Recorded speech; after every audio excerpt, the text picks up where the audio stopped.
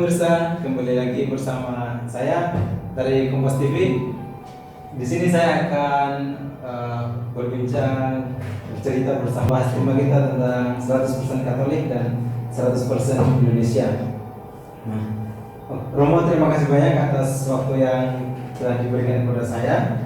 Nah, kita langsung saja ya, Romo ya. Oke.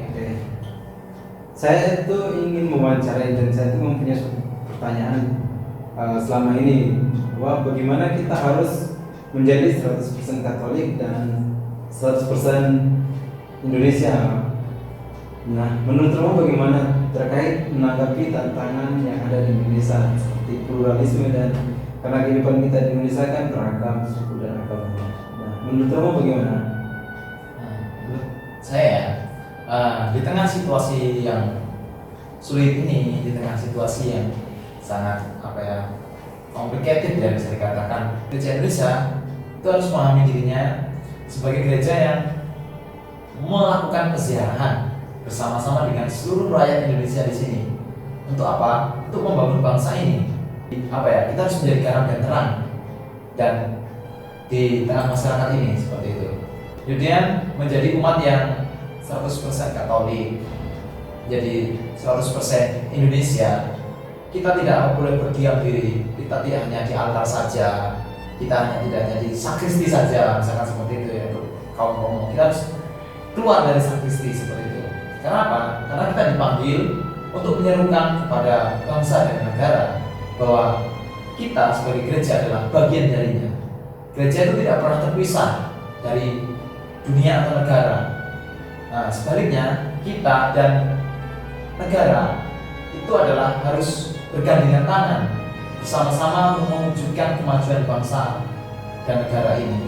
Sebagaimana yang dikatakan oleh Yesus itu dalam Injilnya, berikanlah kepada Kaisar apa yang wajib kamu berikan kepadanya, dan kepada Allah apa yang wajib kamu berikan.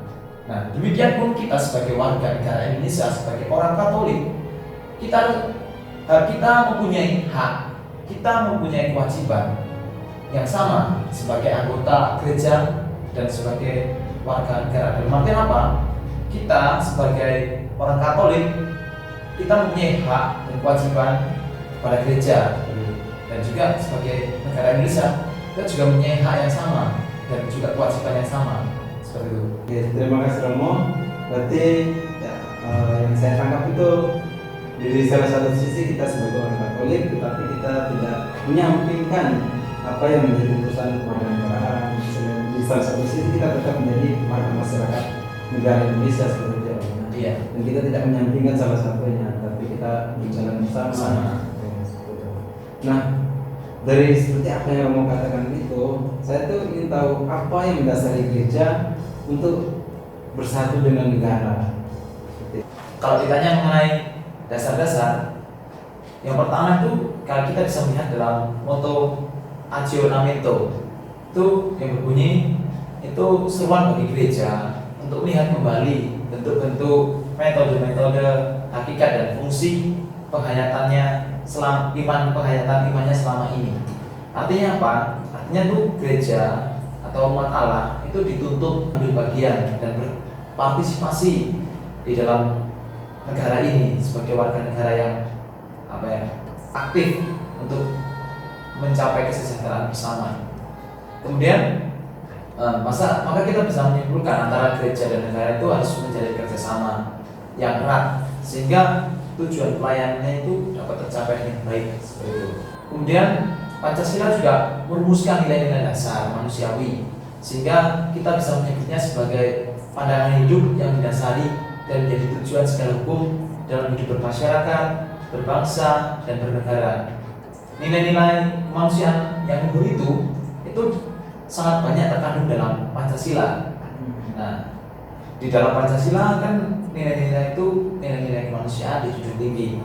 Begitu pula di dalam gereja. Nah, maka kita bisa melihat di situ, karena nilai-nilai kemanusiaan ada di dalam Pancasila dan di dalam gereja. Seharusnya kita sebagai gereja itu tidak menjadikan Pancasila sebagai beban atau batu sandungan bagi kita, melainkan sebagai suatu suplemen lah dikatakan, atau tambahan atau dukungan yang kuat untuk kita, atau sumber energi untuk kita untuk menjadi warga negara yang baik, untuk mengaplikasikan ajaran-ajaran gereja di dalam kehidupan sehari-hari melalui sarananya dengan Pancasila ini. Nah, kita harus menghargai Pancasila itu bukan karena terpaksa ya, bukan karena kita hidup di negara ini kita terpaksa menjalani atau menghargai Pancasila itu, melainkan karena apa? Karena keyakinan kita sebagai seorang Katolik yang 100% dan seorang warga Indonesia yang 100%. Nah, karena kita apa? Karena kita yakin akan nilai-nilai luhur yang terkandung di dalam Pancasila itu.